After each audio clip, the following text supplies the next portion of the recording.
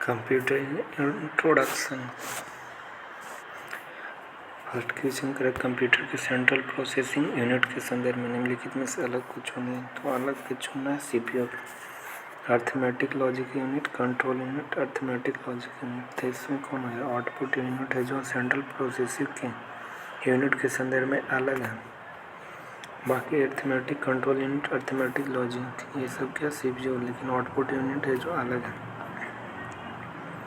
CPU के 3 भाग होते हैं, मेमोरी होता है, सेंट्रल यूनिट होता है, अर्थमेटिक लॉजिक यूनिट होता है। सीपीयू का ब्रेन कहते हैं एक इलेक्ट्रॉनिक माइक्रोचिप को जो डाटा में निर्देशित करता है उसे यूज प्रोसेसिंग इंफॉर्मेशन कहते हैं। ठीक है, तो कंप्यूटर के सेंट्रल प्रोसेसिंग यूनिट से कौन है जो भिन्न है? तो आउटपुट यूनिट। निम्नलिखित में से किसे कंप्यूटर का मस्तिष्क कहते हैं? तो सीपीयू को कहते हैं कंप्यूटर का मस्तिष्क। निम्न में से कौन सा कंप्यूटर का सेंट्रल प्रोसेसिंग यूनिट का भाग है? सेंट्रल प्रोसेसिंग का यूनिट का भाग कौन हो जाएगा? Memory register. मेमोरी रजिस्टर है जो सेंट्रल प्रोसेसिंग यूनिट का एक भाग है, मेमोरी रजिस्टर। कौन सा कंप्यूटर सेंट्रल का प्रोसेसिंग यूनिट का भाग है? तो मेमोरी रजिस्टर। देखो, अर्थमेटिक लॉजिक का यूनिट, इसका उपयोग अंकगणितीय एवं तार्किक में किया जाता है। और कंट्रोल यूनिट है जो सारे कार्यों को नियंत्रित करता है, इनपुट आउटपुट डिवाइस और प्रोसेसर इत्यादि का तालमेल बैठाता है। इनपुट आउटपुट डिवाइस और प्रोसेसर का तालमेल कौन बैठाता है? Control unit. तो निम्न में कौन सा कंप्यूटर सेंट्रल का प्रोसेसिंग यूनिट का भाग है? तो मेमोरी रजिस्टर। मेमोरी रजिस्टर है जो कंट्रोल सेंट्रल प्रोसेसिंग यूनिट का भाग है। एक कंप्यूटर में सभी अंकगणितीय तथा तार्किक परिचालन डैश द्वारा किया जाता है, तो एएलयू द्वारा। अंकगणितीय एवं तार्किक परिचालन किसके द्वारा? अर्थमेटिक लॉजिक यूनिट के द्वारा किया जाता है। अंकगणितीय एवं तार्किक गणना किया जाता है अर्थमेटिक लॉजिक यूनिट द्वारा। किसी कंप्यूटर में सीपीयू के घटक कौन से होते हैं? तो ये इसमें सीपीयू के घटक होते हैं कंट्रोल यूनिट, अंकगणितीय तार्किक यूनिट एवं रजिस्टर। कंट्रोल यूनिट, अंकगणितीय तार्किक यूनिट, रजिस्टर, ये सब क्या है? तो ये सब है जो कंप्यूटर के घटक हैं, कंट्रोल यूनिट, अंकगणितीय तार्किक यूनिट एवं तथा रजिस्टर। कंप्यूटर के संबंध में बेटवेयर क्या है? तो बेटवेयर कहा जाता है मानव मस्तिष्क को। कंप्यूटर के संदर्भ में बेटवेयर कहा जाता है मानव मस्तिष्क को।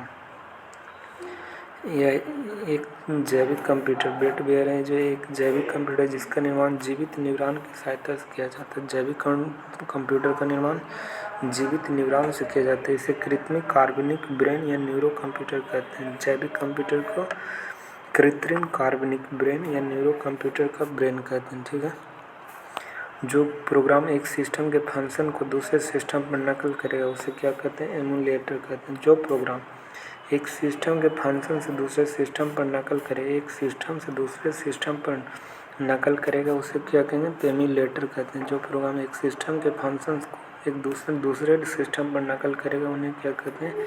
एमुलेटर कहते हैं। एमुलेटर। देखो यहाँ से एमुलेटर में इसको जो एक सिस्टम से दूसरे सिस्टम का क्या करते हैं? एक सिस्टम द्वारा दूसरे सिस्टम की नकल करते हैं उसे एमुलेटर कहते हैं। कंप्यूटर गेम्स के क्रियान्वित करने वाले प्रोग्राम के सिमुलेटर कहते हैं। जो कंप्यूटर गेम्स को क्रियान्वित करता है उसे सिमुलेटर कहते हैं। सिमुलेटर्स। कंप्यूटर की क्षमता प्रदर्शन करता है इवैल्यूएटर में। कंप्यूटर की क्षमता प्रदर्शन को मापने हेतु प्रयोग किया जाता है इवैल्यूएटर। कंप्यूटर की कैपेसिटी मापता है किसमें? इवैल्यूएटर में। कंप्यूटर के गेम्स को क्रियान्वित करने वाले प्रोग्राम को सिमुलेटर कहते हैं। एक सिस्टम द्वारा दूसरे सिस्टम को नकल करते हैं एमुलेटर कहलाता है। और पीसीबी क्या होता है? तो प्रिंटेड सर्किट बोर्ड जो संगणक में प्रवाह पथ बनाता है, यानी पाथवे बनाता है। जो संगणकों में जो प्रिंटेड सर्किट बोर्ड है जो संगणकों में प्रवाह पथ बनाता है उसे पीसीबी कहते हैं। प्रवाह पथ बनाता है उसे पीसीबी कहते हैं।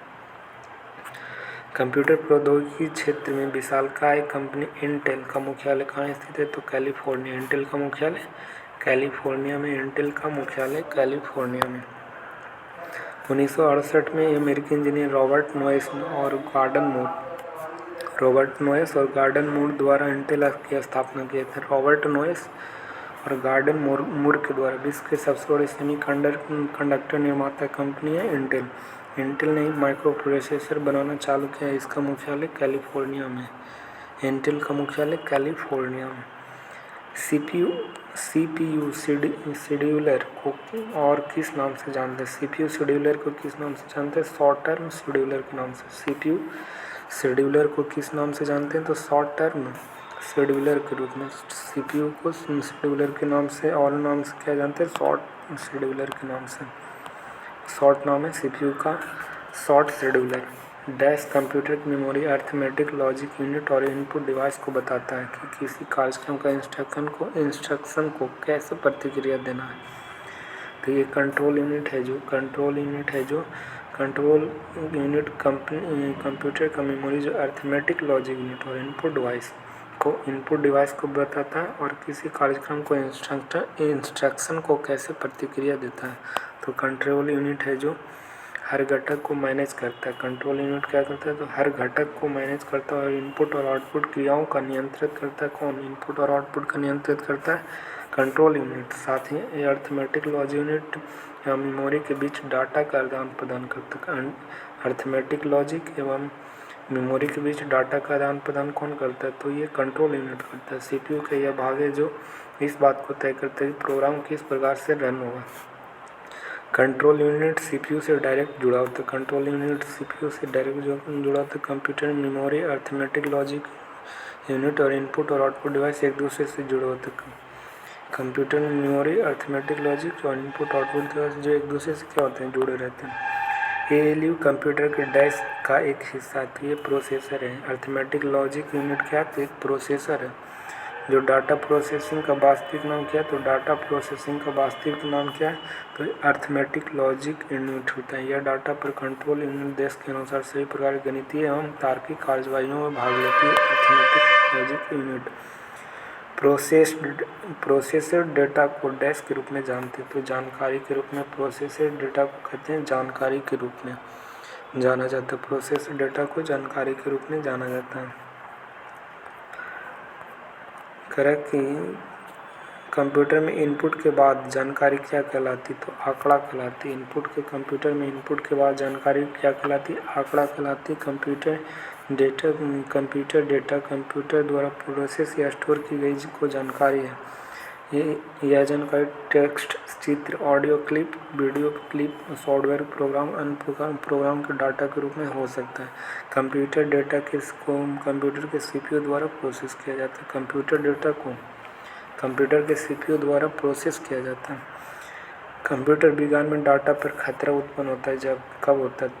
कंप्यूटर विज्ञान में डाटा पर खतरा उत्पन्न होता है जब पाइपलाइन रीड या राइट एक्सेस का क्रम ऑपरेंड्स के लिए बदल देती है। क्या करती है? तब जब कंप्यूटर का कंप्यूटर विज्ञान में डाटा पर खतरा उत्पन्न होता है जब कंप्यूटर विज्ञान में डाटा हैजार्ड उस स्थिति को कहा जाता है जब पाइपलाइन रीड या राइट एक्सेस क्रम में क्या हो जाए? चेंज हो जाए। पाइपलाइन रीड या राइट एक्सेस क्रम में चेंज परिवर्तित कर देती है। उसे कहते हैं डाटा पर खतरा उत्पन्न होना। ठीक है। तो जब पाइपलाइन रीड या राइट एक्सेस का चेंज हो जाता है तो कंप्यूटर विज्ञान में डाटा खतरा उत्पन्न हो जाती है। ग्राफिकल यूजर इंटरफेस GUI निम्नलिखित में से किस पीढ़ी को कंप्यूटर के दौरान विकसित कहा गया था? GUI को चतुर्थ पीढ़ी के कंप्यूटर के दौरान इसे कंप्यूटर के दौरान विकसित किया गया था।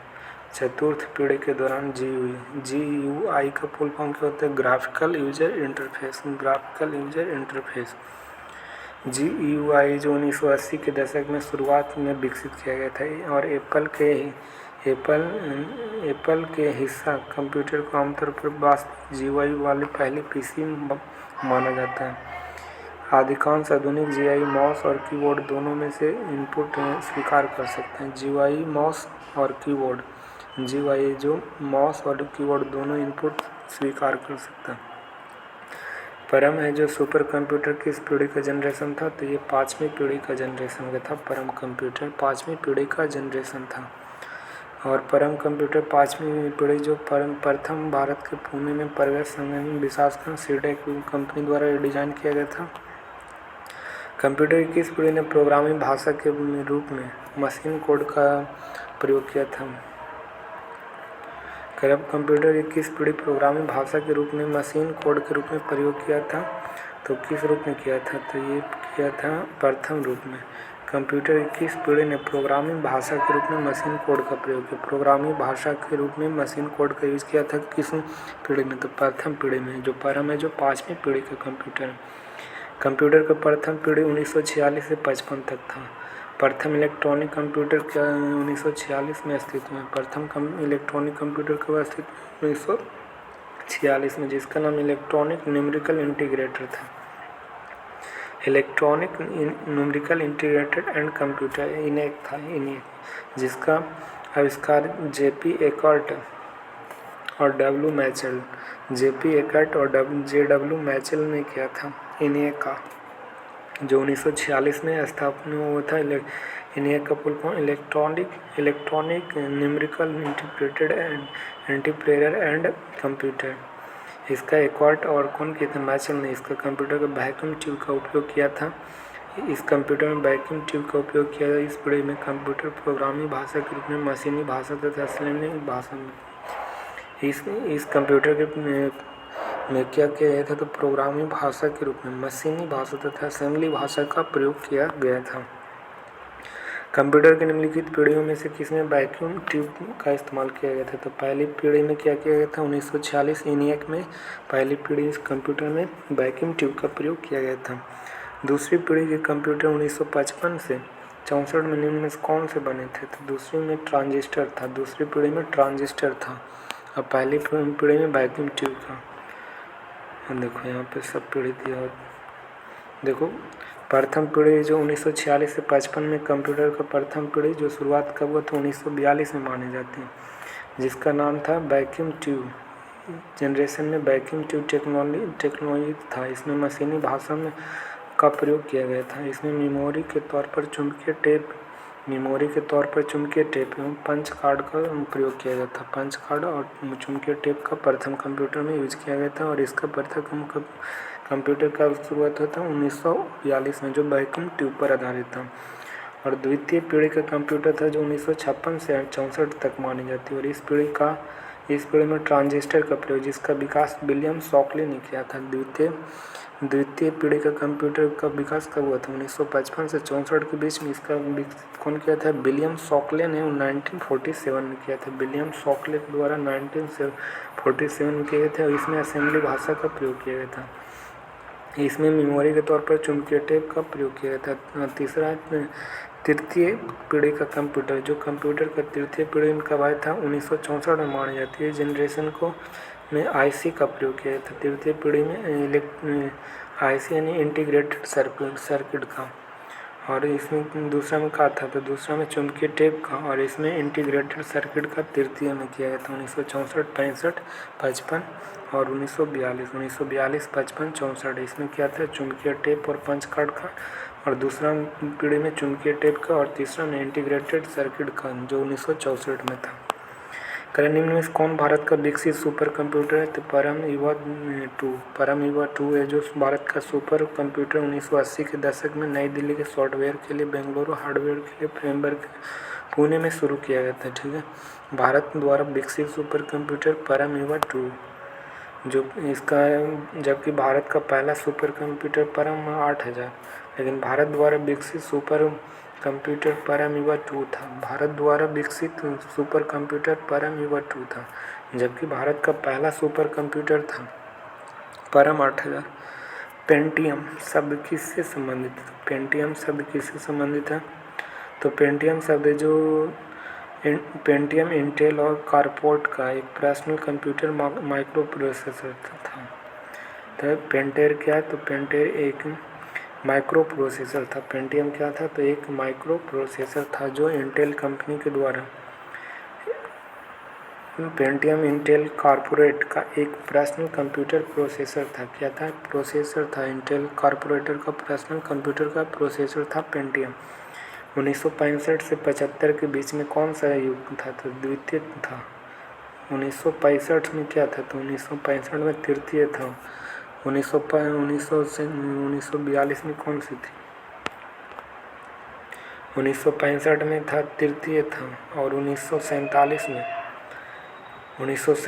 में कौन सा पीढ़ी था? तो 1946 से 55 में, 1942 में प्रथम, 1947 में द्वितीय, 1965 में तृतीय। 1942 में प्रथम, 1947 में द्वितीय और 1965 में तृतीय था। तो इस 1965 से 75 तक तृतीय पीढ़ी का कंप्यूटर था।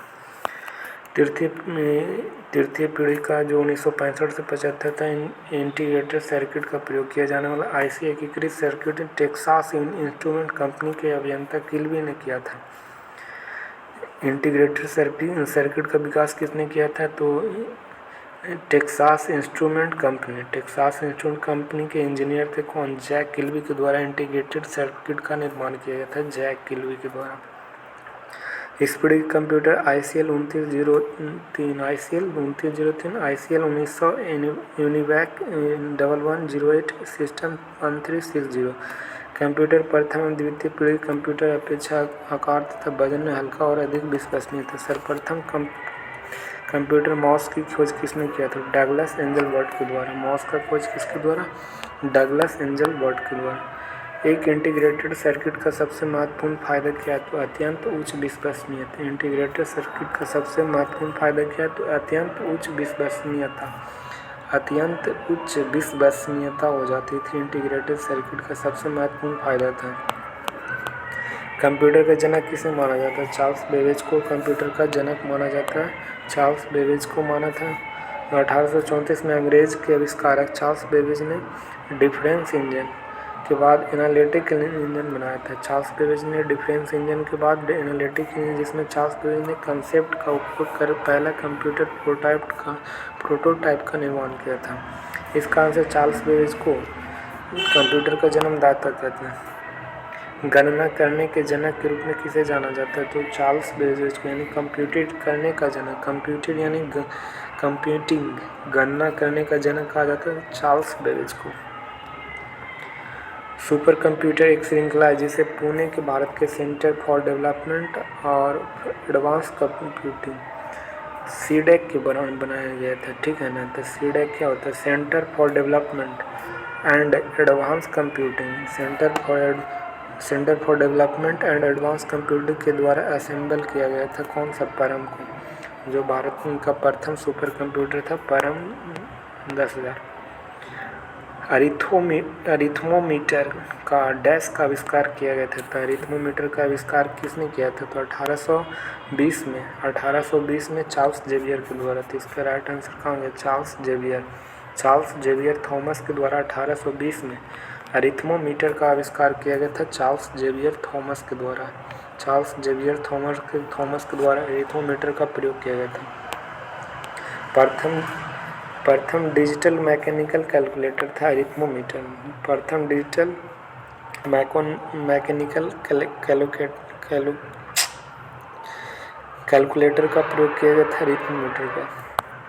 तीसरी पीढ़ी के कंप्यूटर में विकास तकनीक का उपयोग किया गया था। तो इसमें इंटीग्रेटेड सर्किट का प्रयोग किया था। प्रथम में वैक्यूम ट्यूब था। ठीक है, और प्रथम में क्या था? तो प्रथम में वैक्यूम ट्यूब था। तीसरी पीढ़ी का शुरुआत 1964 में मानी जाती है। जनरेशन का IC चिप का प्रयोग किया जाने वाला इंटीग्रेटेड सर्किट 1958 में जैक किल्बी ने बनाया था, जो हाई लेवल भाषा को प्रयोग करके प्रोग्रामिंग किया जाता था। इस मेमोरी के तौर पर चुंबकीय डिस्क का उपयोग किया जाता है। इंटीग्रेटेड मेमोरी के तौर पर चुंबकीय डिस्क का प्रयोग किया जाता था इंटीग्रेटेड सर्किट में। राष्ट्रीय सुरक्षा के हवाई यातायात या रडार को नियंत्रित करने के लिए किस प्रकार के कंप्यूटरों का उपयोग किया जाता था? हाइब्रिड कंप्यूटर का। जो राष्ट्रीय सुरक्षा, हवाई यातायात या रडार को नियंत्रित करने के लिए किस कंप्यूटर का उपयोग किया जाता था? हाइब्रिड कंप्यूटर से नियंत्रित किया जाता था। रडार और हेलीकॉप्टर यातायात में रडार को नियंत्रित करने के लिए किस कंप्यूटर का उपयोग किया जाता था? हाइब्रिड कंप्यूटर का उपयोग किया जाता था हवाई यातायात एवं रडार को नियंत्रित करने के लिए। ठीक है, और यह कंप्यूटर है जो एनालॉग और डिजिटल कंप्यूटर का मिला जुला रूप था। एनालॉग और डिजिटल कंप्यूटर का मिला जुला रूप था कौन? Hybrid computer. ठीक है।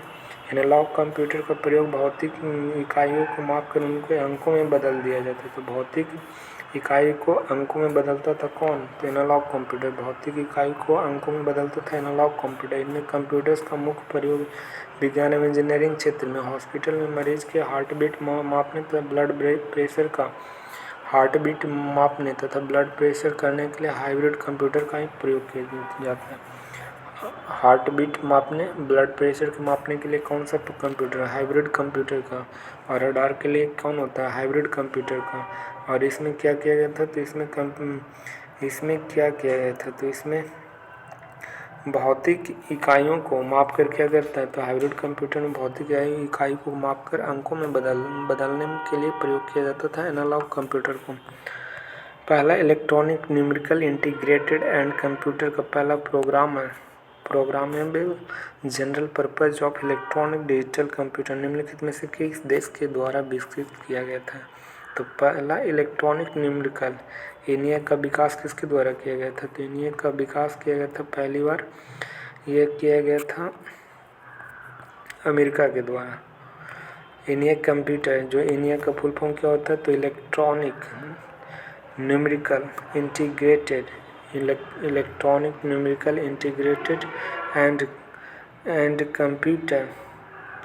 And computer electronic numerical integrated and computer, इसका विकास सबसे पहले किस देश ने किया था? तो ENIAC का विकास किया था USA के द्वारा।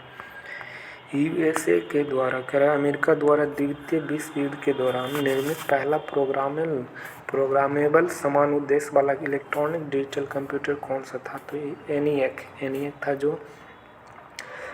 था जो द्वितीय विश्व युद्ध के दौरान निर्मित पहला प्रोग्रामेबल समान उद्देश्य वाला इलेक्ट्रॉनिक डिजिटल कंप्यूटर था ENIAC। पहला प्रोग्रामेबल समान उद्देश्य वाला इलेक्ट्रॉनिक डिजिटल कंप्यूटर था ENIAC। निम्न में से कौन पोर्टेबल तथा ढोने में आसान है? तो लैपटॉप है जो ढोने में आसान है। लैपटॉप और टैबलेट लोग पोर्टेबिलिटी या मोबिलिटी फीचर प्रदान करने में मदद करती है। टैबलेट और लैपटॉप पोर्टेबिलिटी या मोबिलिटी के लिए, जिसमें नोटबुक कंप्यूटर भी कहते हैं। AC यह एक बैटरी या AC पावर पर्सनल कंप्यूटर होता है जो कि छोटे साइज का होता है। सर्वप्रथम कंप्यूटर का विकास चार्ल्स बेबेज ने किया था।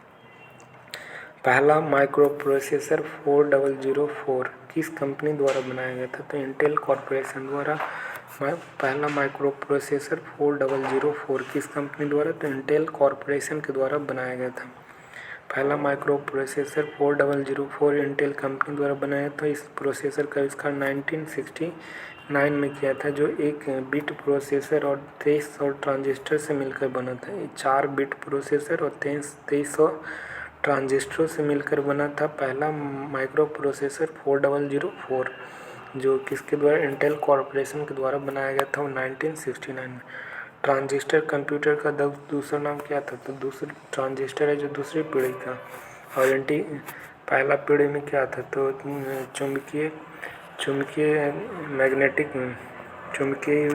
धातु यूज़ किया जाता था, चुंबकीय टेप को। और इसमें पहले ही कंप्यूटर में क्या था? तो वैक्यूम ट्यूब था। और इसमें दूसरा में था इसमें भी चुंबकीय टेप का और पंच कार्ड का उपयोग किया गया था। और तीसरा में इंटीग्रेटेड सर्किट का और ट्रांजिस्टर का दूसरी पीढ़ी में। वैक्यूम ट्रेन इन, देखो पहला में क्या था? तो फर्स्ट में था ट्रांजिस्टर। ठीक है, पहला में ट्रांजिस्टर था और इसी में वैक्यूम ट्यूब का प्रयोग किया गया था। ठीक है। और सेकेंड में किसका किया गया था? तो सेकेंड में किसका किया गया था? दूसरी पीढ़ी का। उल्टा हो गया। ट्रांजिस्टर कंप्यूटर का दूसरा नाम क्या था? तो ट्रांजिस्टर कंप्यूटर का दूसरा नाम तो पहला था क्या? तो पहला था ट्रांजिस्टर के वैक्यूमिंग ट्यूब। फर्स्ट में क्या था? Vacuum tube. दूसरा में था क्या? तो दूसरा में ट्रांजिस्टर था। दूसरा पीढ़ी में कंप्यूटर में ट्रांजिस्टर। तीसरा में क्या था? तो इंटीग्रेटेड सर्किट था। पहला में वैक्यूम ट्यूब, दूसरा में ट्रांजिस्टर, तीसरा में इंटीग्रेटेड सर्किट। पहला पहला पीढ़ी में वैक्यूम था, दूसरा पीढ़ी में ट्रांजिस्टर था, तीसरा में इंटीग्रेटेड सर्किट। पहला में वैक्यूम, दूसरा में ट्रांजिस्टर, तीसरा में इंटीग्रेटेड सर्किट था। पहली पीढ़ी है जो कंप्यूटर की मेमोरी के सर्किट में मैग्नेटिक ड्रम के लिए वैक्यूम ट्यूब का प्रयोग किया गया था, ठीक है। और दूसरा में ट्रांजिस्टर के रूप में 1955 में, और तीसरा में इंटीग्रेटेड सर्किट। और चौथी पीढ़ी में था जो माइक्रो प्रोसेसर द्वारा चौथे जनरेशन का, तो चौथे पीढ़ी में माइक्रो प्रोसेसर था। और तीसरा में था इंटीग्रेटेड सर्किट, जिसे सिलिकॉन चिप कहते हैं, एकीकृत सर्किट। फिर दूसरा में था ट्रांजिस्टर था। पहला में क्या था, पहला में था वैक्यूम ट्यूब था, जो सर्किट और मैग्नेटिक ड्रम के लिए वैक्यूम ट्यूब का प्रयोग किया जाता था। तो ये चारों याद है। माइक्रो प्रोसेसर देखो, पहला में VTI, फिर बाद में M। तो पहला में वैक्यूम ट्यूब, दूसरा में ट्रांजिस्टर, तीसरा में इंटीग्रेटेड सर्किट, चौथा माइक्रो प्रोसेसर थी VIT। पहला में VTIM vacuum tube, transistor, integrated circuit, magnetic micro processor. Vacuum tube, transistor, integrated circuit, फिर माइक्रो प्रोसेसर VTIM। इसका ट्रिक क्या है, तो VTIM, ठीक है, VTIM। निम्न में से किस वैज्ञानिक ने बारकोड का डिजाइन विकसित किया था? बारकोड का डिजाइन कौन किए थे? जॉर्ज लॉर के द्वारा यूनिवर्सल प्रोडक्ट कोड या बारकोड की खोज किया था 1971 में IBM के एक कर्मचारी जॉर्ज जोसेफ लॉर ने किया था। किस वैज्ञानिक ने बारकोड डिजाइन का विकसित किया था? तो बारकोड का डिजाइन विकसित किया था किसके द्वारा? तो जॉर्ज लॉर के द्वारा बारकोड का डिजाइन किया गया था। और यह कब किया गया था? तो इसका यूनिवर्सल प्रोडक्ट कोड, इसे UPC बोला जाता है। यूनिवर्सल प्रोडक्ट कोड जो बारकोड की खोज किए थे 1971 में IBM के एक कर्मचारी थे, कौन? जोसेफ लॉर। IBM के एक कर्मचारी कौन था? जोसेफ लॉर ने 1971 में खोजा था। IBM के एक कर्मचारी था जोसेफ लॉर। इसमें कह रहा है कि बारकोड को एक सर्वव्यापी अंकन प्रणाली जो अद्वितीय काली पट्टियों के यूनिक ब्लैक बार्स और 12 अंकों की संख्या से बना होता है। बारकोड होता है जो 12 अंकों से बना होता है, ठीक है, जिसमें खुदरा उद्योग कोड स्कैन करके उत्पादों की पहचान करने में मदद करता है। बारकोड में कितनी संख्या? 12 को। इनपुट और आउटपुट डिवाइस है, तो यहाँ पर देखते हैं। करें निम्नलिखित में से कौन एक इनपुट डिवाइस थे? इनपुट डिवाइस कौन है? तो इनपुट डिवाइस है कीबोर्ड है जो इनपुट डिवाइस है। बाकी स्पीकर हो गया, प्लॉटर हो गया, प्रिंटर हो गया। स्पीकर, प्लॉटर, प्रिंटर ये आउटपुट डिवाइस है, ठीक है। तो कीबोर्ड्स क्या है? तो input device. Speaker, plotter, printer ये सब आउटपुट डिवाइस है। निम्न में से कौन सा एक जो आउटपुट डिवाइस है? तो आउटपुट डिवाइस है जो चुंबकीय स्याही अक्षर पहचान करना, मैग्नेटिक फील्ड यानी MICR, चुंबकीय स्याही अक्षर पहचान, मैग्नेटिक MICR, मैग्नेटिक इंडक्शन करे MICR, जैसे चुंबकीय स्याही, magnetic ink, character recognition. MIC output device का है, तो चुंबकीय स्याही अक्षर पहचान क्या होता है? तो आउटपुट डिवाइस है, ठीक है। आउटपुट डिवाइस यंत्र में आउटपुट डिवाइस का परिधि कंप्यूटर के उपकरण में टुकड़ा के प्रणाली में प्रयोग सामग्री प्राप्त कर इसे मानव के पाठनीय रूप से परिवर्तित करते हैं। सबसे लोकप्रिय आउटपुट डिवाइस कौन कौन है? तो सबसे लोकप्रिय आउटपुट डिवाइस में कौन कौन है? तो मॉनिटर हो गया, प्रिंटर हो गया, प्रोजेक्टर हो गया, स्पीकर हो गया, प्लॉटर हो गया। Monitor, printer, projector, speaker, plotter. Monitor, printer, projector, speaker, plotter. कुछ हो गया, पहला मॉनिटर हो गया, फिर बाद में प्रिंटर हो गया, प्रोजेक्टर हो गया, speaker, plotter. Monitor, printer, projector, speaker, plotter. Monitor, printer, projector, speaker, plotter ये सब क्या है? तो monitor, printer, projector, speaker, plotter ये सब क्या है? तो इन आउटपुट डिवाइस है। बाकी इनपुट डिवाइस कौन कौन हो गए? तो इनपुट डिवाइस में माउस हो गया, कीबोर्ड हो गया, स्कैनर हो गया, microphone. Mouse, keyboard, micro scanner, microphone और बारकोड, ये सब क्या है तो आउटपुट डिवाइस है। ये क्या है तो ये इनपुट डिवाइस है ना। इनपुट डिवाइस में कौन कौन, कीबोर्ड हो गया, scanner, microphone, mouse. Input device में माउस हो गया, कीबोर्ड, स्कैनर, माइक्रोफोन क्या है तो इनपुट डिवाइस। आउटपुट डिवाइस में मॉनिटर हो गया, प्रिंटर, प्रोजेक्टर, स्पीकर, प्लॉटर, ये सब क्या है तो आउटपुट डिवाइस है। कह रहा है कि नीति के एक इनपुट डिवाइस का उपयोग करना चाहते हैं जो उपयोगकर्ता को उंगली की चाल और नीचे की ओर पड़ने वाले दबाव को भाप कर कम करती है, उसे निम्नलिखित में से किसका उपयोग किया जाता है, टच पैड को। नीति क्या एक इनपुट डिवाइस है, नीति जो क्या करती है तो उपयोगकर्ता उंगली की चाल और नीचे की पड़ने वाले दबाव को भाप कर कम करती है, उसे निम्नलिखित में से किसका उपयोग करती है तो टच पैड का प्रयोग करती है।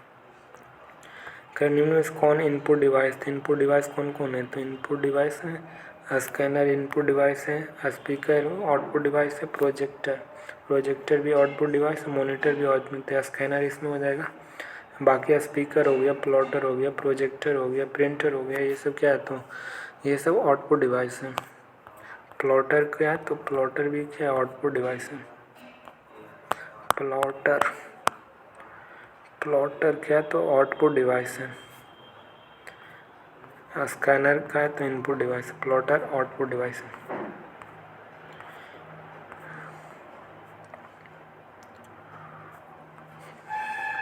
निम्न में से कौन एक इनपुट डिवाइस तो स्कैनर इनपुट डिवाइस। देखो कह कि कंप्यूटर के इनपुट डिवाइस, इसका मुख्य लाभ उपयोगकर्ता को सूचना टाइप नहीं करता। कीबोर्ड है, कीबोर्ड हो गया, ट्रैक बॉल हो गया, टच स्क्रीन, लाइट पेन आदि क्या है इनपुट। ट्रैक बॉल हो गया, टच स्क्रीन हो गया, light pen. Track ball, touch screen यानी आईपैड हो गया, keyboard, track ball, touch screen, light pen क्या है तो इनपुट डिवाइस। टच स्क्रीन क्या है तो इनपुट डिवाइस। ट्रैक बॉल क्या है तो input device. Track ball, touch screen, light pen, track ball, touch screen, light pen, ये सब क्या है तो इनपुट डिवाइस है। निम्न में किस कंपनी ने टॉकबैक का नाम से एक ब्रेल कीबोर्ड विकसित किया तो गूगल ने किया था। एक टॉकबैक के नाम से एक ब्रेल कीबोर्ड विकसित किया है गूगल ने, टॉकबैक। निम्न में कौन सा उपकरण है जो कंप्यूटर द्वारा निर्मित परिणाम के मशीन पठनीय के रूप में स्वीकार करता है तो प्रिंटर कौन सा उपकरण जो कंप्यूटर द्वारा निर्मित परिणाम को मशीन रीडेबल में रूप में स्वीकार करता है तो प्रिंटर। मशीन पठनीय में रूप में स्वीकार करता है तो प्रिंटर करता है मशीन पठनीय में। आप कंप्यूटर कीबोर्ड पर स्थित उस कुंजी को क्या कहते हैं जिसका उपयोग स्क्रीन का पॉइंटर को स्थानांतरित करने के लिए किया जाता है तो नेविगेशन कुंजी।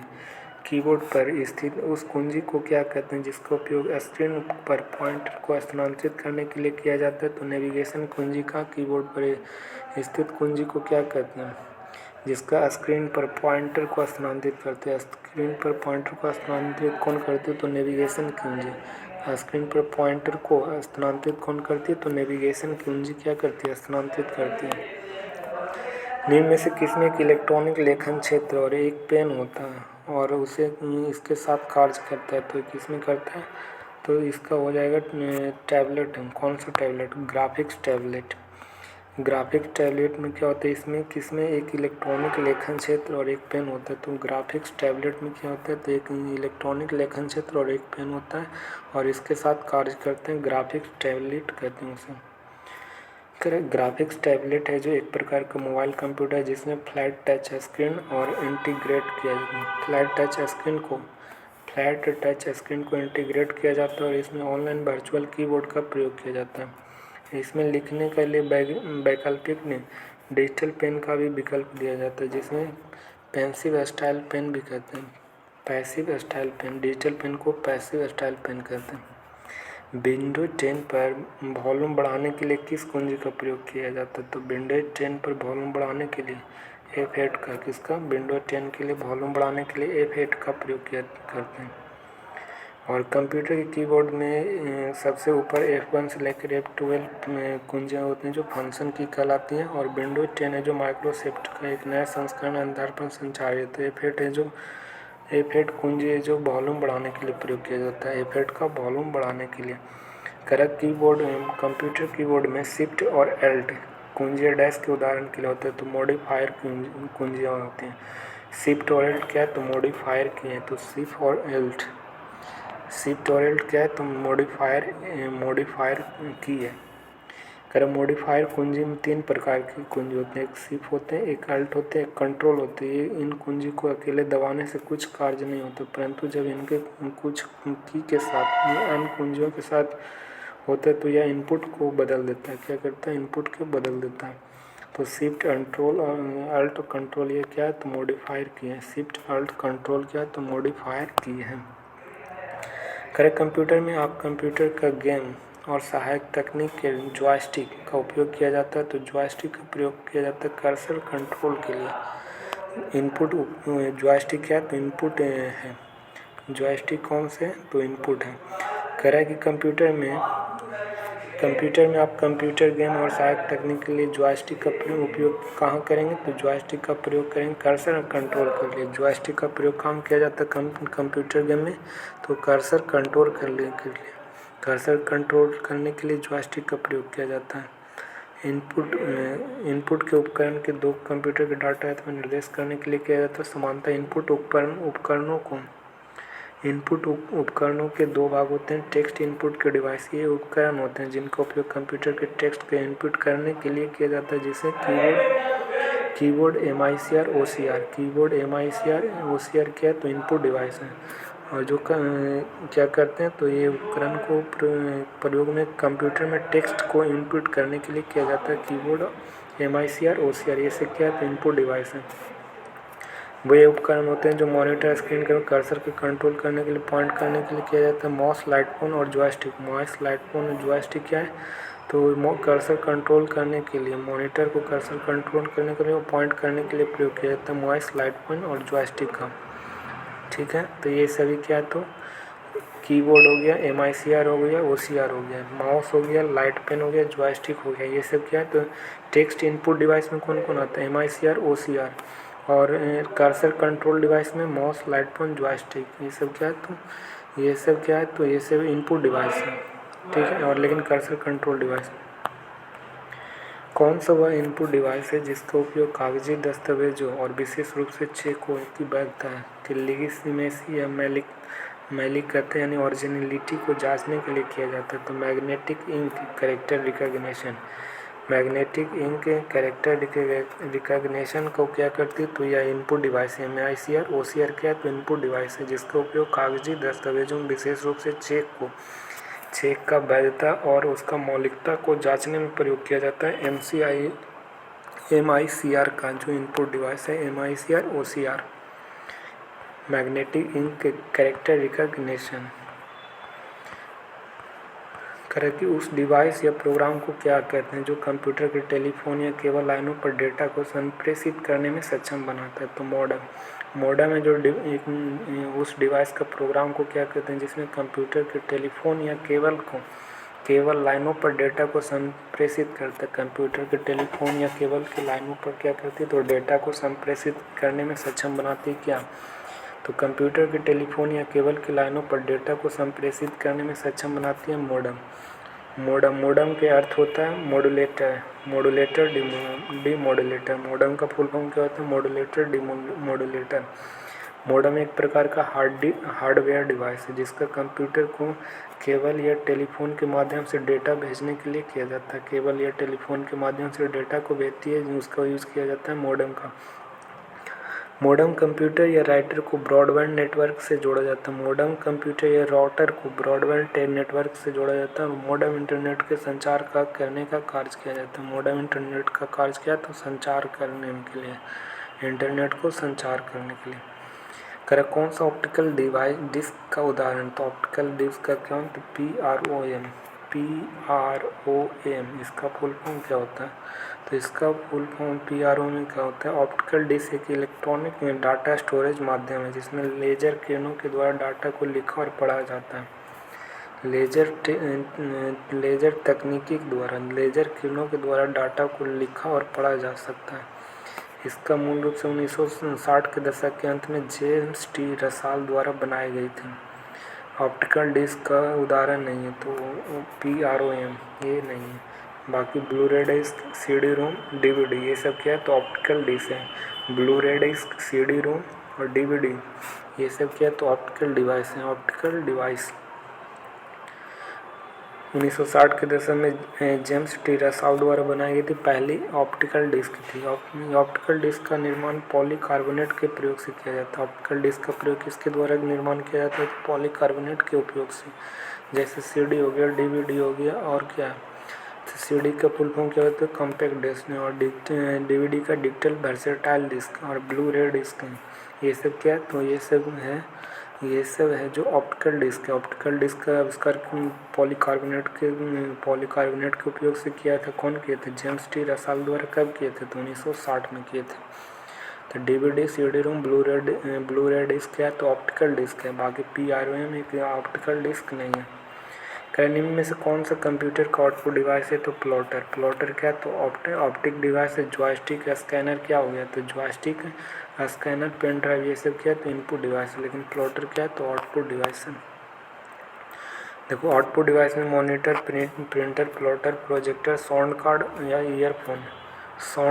ईयरफोन आते हैं। ठीक है, monitor, printer, plotter, projector, sound card और ईयरफोन। साउंड कार्ड हो गया, ईयरफोन क्या हो गया तो आउटपुट डिवाइस है। साउंड कार्ड या ईयर क्या है तो स्पीकर भी क्या है तो आउटपुट डिवाइस है और ईयरफोन भी आउटपुट डिवाइस है। साउंड कार्ड भी आउटपुट डिवाइस है।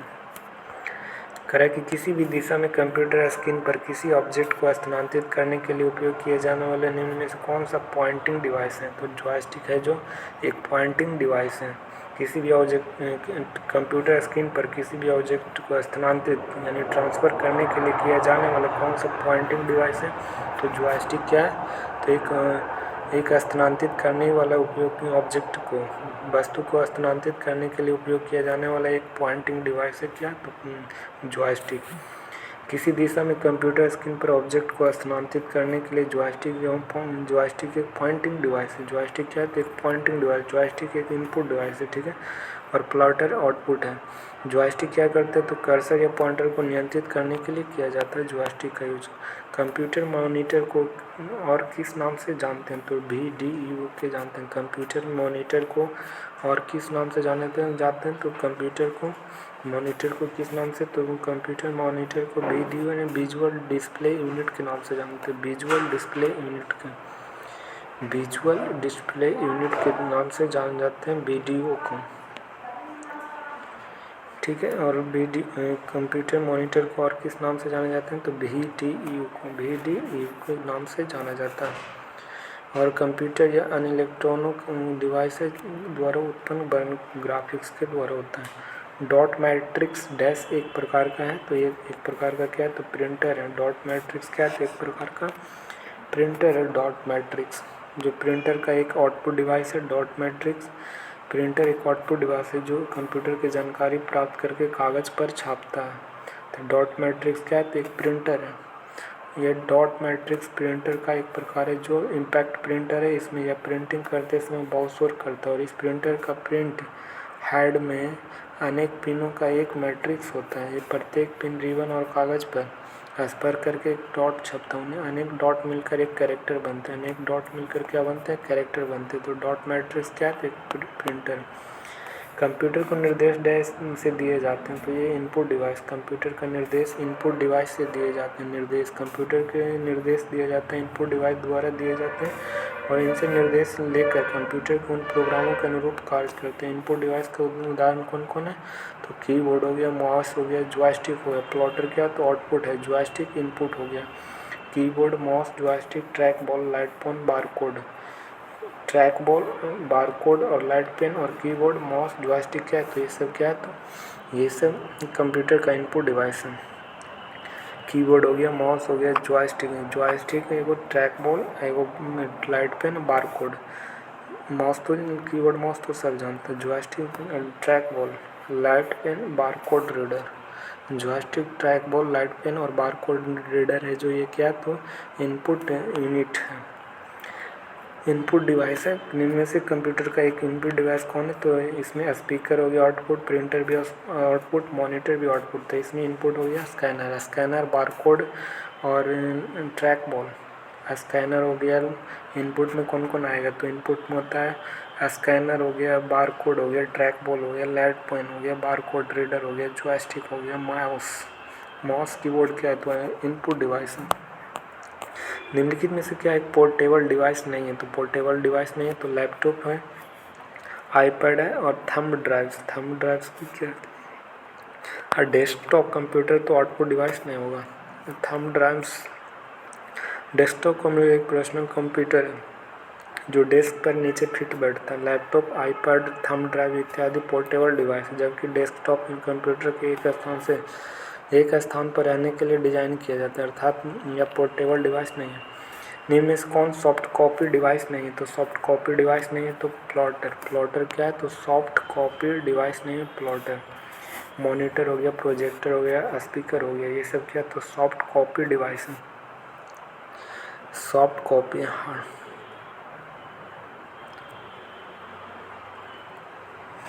प्लॉटर एक सॉफ्ट कॉपी डिवाइस नहीं है। बाकी मॉनिटर, प्रोजेक्टर यह एक हार्डवेयर डिवाइस है। सॉफ्ट कॉपी डिवाइस नहीं है तो प्लॉटर है, ठीक है। जो प्रिंटर के जैसा है, इसका उपयोग ग्राफिक्स को प्रिंट करने के लिए किया जाता है। प्लॉटर एक तरह से प्रिंटर होता है, ठीक है ना। इसका उपयोग ग्राफिक को प्रिंट करने के लिए प्रिंटर की तुलना में बड़े ग्राफिक्स को प्रिंट करता है। प्रिंटर की तुलना में बड़े ग्राफिक्स को प्रिंट करता है कौन, प्लॉटर। मॉनिटर, प्रोजेक्टर, स्पीकर तीन सॉफ्ट कॉपी डिवाइस हैं। मॉनिटर, प्रोजेक्टर, स्पीकर क्या है, तो तीनों के तीनों सॉफ्ट कॉपी डिवाइस है। मॉनिटर हो गया, प्रोजेक्टर हो गया, स्पीकर हो गया। मॉनिटर, प्रोजेक्टर, स्पीकर क्या है, तो सॉफ्ट कॉपी डिवाइस है। लेकिन प्लॉटर क्या है, प्रिंटर है। अब प्लॉटर क्या है, तो प्रिंटर है, तो प्लॉटर आउटपुट डिवाइस है, जॉयस्टिक इनपुट डिवाइस है, ठीक है ना। प्लॉटर आउटपुट है,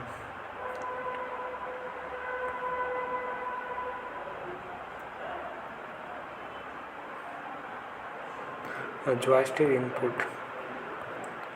निम्न में से कौन शॉर्ट कॉपी है, तो शॉर्ट कॉपी मॉनिटर हो गया, स्पीकर हो गया, प्रोजेक्टर सॉफ्ट कॉपी हो गया। मानक पीसी कीबोर्ड में कितनी फंक्शन कुंजी होती है, तो टोटल कितना होता है, F1 से F12 तक होती फंक्शन कुंजी, F1 से F12 तो टोटल कितना होता है 12। टोटल कितनी कुंजी होते हैं, 12 होते हैं। और इनका विशेष क्रियाविधि में किया जाता है अंतर अल्ट और कंट्रोल और शिफ्ट के रूप में किया जाता है। कंप्यूटर प्रणाली में टाइप, जमा, संचारित किया जाने वाला डाटा क्या कहलाता है, तो इनपुट कहता है। टाइप किया गया, कंप्यूटर में प्रणाली टाइप किया गया जमा के लिए या संचारित किया जाने वाला डाटा को इनपुट कहते हैं।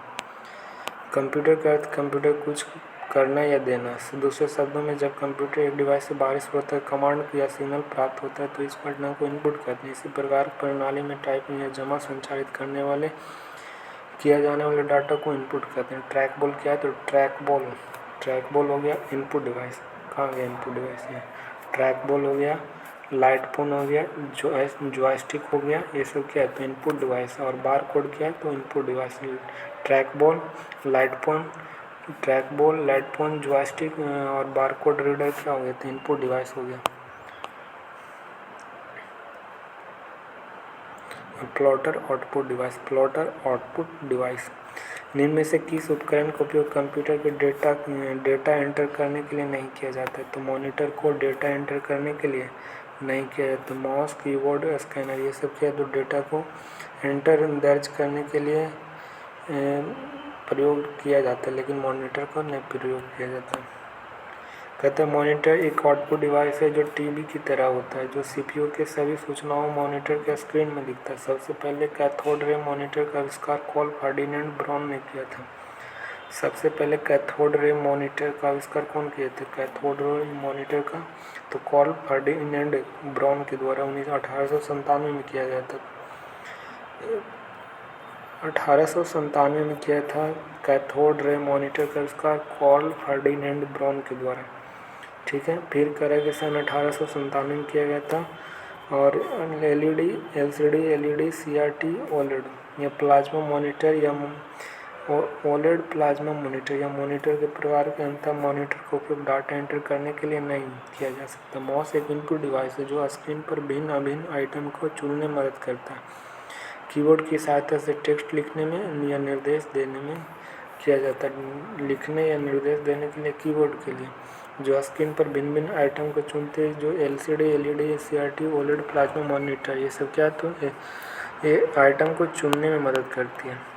इनपुट डिवाइस का उदाहरण क्या है तो वेबकैम ये जो इनपुट डिवाइस है, जो जैसे प्रोजेक्टर हो गया, साउंड कार्ड हो गया, हेडफोन्स क्या है, ये सब क्या तो आउटपुट डिवाइस है, लेकिन वेब कैमरा है जो इनपुट डिवाइस है। वेबकैम, माउस, कीबोर्ड ये सब क्या हो गया तो इनपुट डिवाइस है, और हेडफोन, प्रोजेक्टर, साउंड कार्ड क्या है तो इनपुट डिवाइस।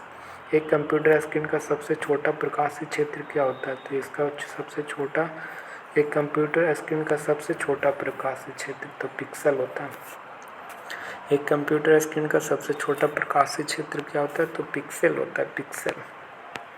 1 मेगाबाइट में 1024 क्या होते हैं तो 1024 किलोबाइट होते हैं। 1 मेगाबाइट में 1024 किलोबाइट होते हैं 1 मेगाबाइट में। करेक्ट पर्सनल कंप्यूटर निम्नलिखित में से कौन सी प्राथमिक स्टोरेज डिवाइस होती है तो रैंडम एक्सेस मेमोरी है, जो प्राथमिक रैंडम एक्सेस मेमोरी होती है, जो प्राथमिक स्टोरेज डिवाइस है। ठीक है, पर्सनल कंप्यूटर में रैम क्या होती है तो रैंडम एक्सेस मेमोरी, जो प्राथमिक डिवाइस है, CPU द्वारा सीधे एक्सेस किया जाता है। रैम का उपयोग डेटा को पढ़ने और लिखने में किया जाता है। रैम का प्रयोग किसके लिए किया जाता है तो डेटा को पढ़ने और लिखने में किया जाता है। CPU का बेतरतीब ढंग से एक्सेस किया जाता है। रैम एक क्या है तो वोलेटाइल मेमोरी है, जिसमें बिजली बंद हो जाने के बाद भी संग्रहित जानकारी खो जाती है। जिसमें बिजली बंद हो जाने के बाद संग्रहित जानकारी क्या हो जाती है तो खो जाती है रैम में। बिजली बंद होने के बाद संग्रहित जानकारी खो जाती है रैम में। हार्ड डिस्क किस प्रकार का संग्रहण उपकरण या स्टोरेज डिवाइस तो माध्यमिक है। हार्ड डिस्क किस प्रकार का संग्रहण उपकरण व स्टोरेज डिवाइस है तो माध्यमिक स्टोरेज डिवाइस है हार्ड डिस्क। हार्ड डिस्क है जो एक प्रकार का संग्रहण उपकरण या स्टोरेज डिवाइस है, कैसा माध्यमिक है। स्टोरेज डिवाइस जिस मेमोरी के रूप में जाना जाता है यह कंप्यूटर डिवाइस कंप्यूटर डेटा को अस्थायी रूप से संग्रहित करता है। आज हम जो भी कंप्यूटर खरीदते हैं रैम रोम में प्राथमिक मेमोरी के रूप में होते हैं। हार्ड डिस्क सेकेंडरी मेमोरी होती है। हार्ड डिस्क कौन सी मेमोरी सेकेंडरी होती है, और रैम रोम में जो प्राथमिक मेमोरी होती है। हार्ड डिस्क सेकेंडरी मेमोरी और रैम रोम क्या है तो प्राथमिक है। प्राथमिक मेमोरी कौन है तो RAM ROM, secondary hard disk आ जाता है। एक पेंटाबाइट में कितने टेराबाइट होते हैं तो एक पेंटाबाइट में कितने टेराबाइट होते हैं तो 1024 टेराबाइट। एक पेंटाबाइट में 1024। एक बीट बराबर कितना होता है एक बीट बराबर एकल द्विधारी अंक होते हैं, 0 या 1 होते हैं। एक बीट बराबर 0 या 1। एक निब्बल बराबर 4 बिट। एक निब्बल बराबर 4 बिट। एक बाइट बराबर 8 बिट। एक निब्बल बराबर 4 बिट, लेकिन एक बाइट कहेगा तो एक बाइट बराबर 8 बिट होता है। एक बाइट बराबर 8 बिट। एक निब्बल बराबर 4 बिट और एक बिट बराबर एकल द्विधारी अंक 0 या 1 होगा।